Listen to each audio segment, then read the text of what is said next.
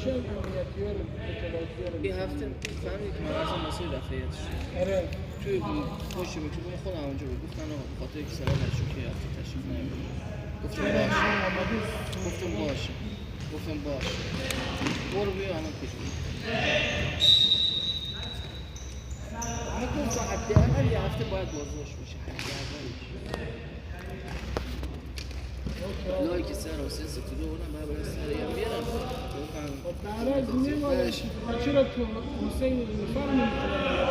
از این بدتر میخواد بگه نگاه کن کسی که بیاد سنگ رهبر به سینش بزنه نبرد شد